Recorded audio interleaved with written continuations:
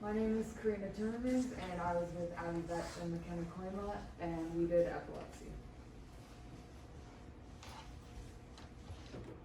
So, epilepsy is a central nervous system disorder in which brain activity becomes abnormal, causing seizures or periods of abnormal behavior, sensations, and sometimes loss of awareness. Anyone can develop epilepsy, and symptoms can vary widely. Some of the symptoms of epilepsy include temporary confusion, a staring spell, uncontrollable jerking movements of arms or legs, loss of consciousness or awareness, and psychic symptoms such as fear or anxiety. Symptoms vary depending on the type of seizure.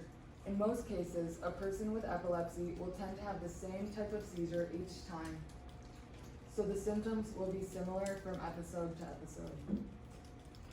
You will assess epilepsy by looking at your relative's history, doing a physical exam, and doing a psychosocial exam. First, we will have to obtain a history of past illnesses and surgeries. Lifestyle changes, medications or vaccinations, and history of past head injury may also be significant. The most common symptom of epilepsy, of untreated epilepsy, is seizure activity, which has varying characteristics depending on the type of seizure. A thorough neurological exam includes assessing changes in mental status, cranial nerve function, muscular tone and strength, sensations, reflexes, and gait. When it is poorly controlled, epilepsy may be seriously debilitating. I'm going to switch to notes on here.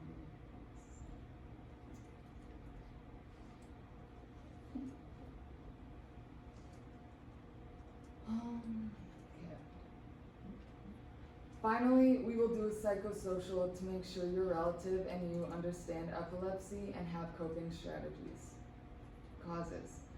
Epilepsy has no identifiable cause in about half of the people with the condition. In the other half, the condition may be traced to various factors. These include genetic influence, head trauma, brain conditions, infectious diseases, prenatal injury, and developmental disorders. When diagnosing your relative with epilepsy, a physical exam and your relative's detailed medical history often gives us the best clues as to whether your relative has epilepsy and what type of epilepsy and seizures they have.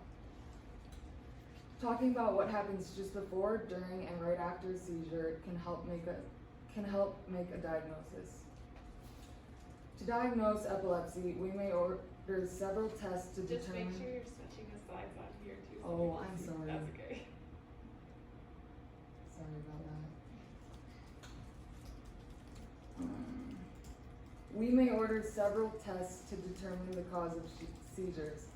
These may include blood tests to look for signs of infectious diseases, liver and kidney function, and blood glucose levels. Imaging tests such as an MRI, CT scan, or PET will reveal tumors and other abnormalities. An EEG, which records the activity in your brain, is the most commonly used test in diagnosing epilepsy. Epilepsy is usually diagnosed if seizures are occurring for no apparent reason.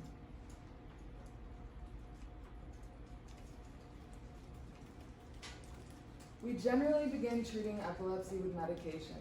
If medications don't treat the condition, we may propose surgery or another type of treatment. A plan will be based on severity of symptoms and your relative's health.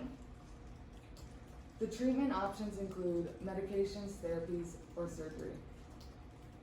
Anti-epileptic drugs are a medication that can reduce the number of seizures you have. In some people, they may eliminate seizures completely. To be effective, the medication must be taken as prescribed. A ketogenic diet is used for those who do not respond to medication well. For therapy, a vagus nerve stimulator can be used. This is a device that is surgically placed under the skin on the chest and electrically stimulates the nerve that runs through your neck. This can help prevent seizures as well. Surgery can be used to treat epilepsy. The area of the brain that causes seizure activity can be removed or altered.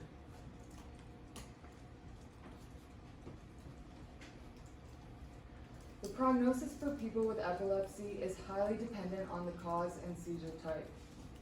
60 to 70% of people with epilepsy will respond satisfactory to the first AED. While many forms of epilepsy require lifelong treatment to control the seizures, for some people, the seizures can eventually go away. The odds of becoming seizure-free are not as good for adults as they are for children with severe epilepsy, but it is possible that seizures may decrease or stop over time. That's all. If you have any questions, let me know.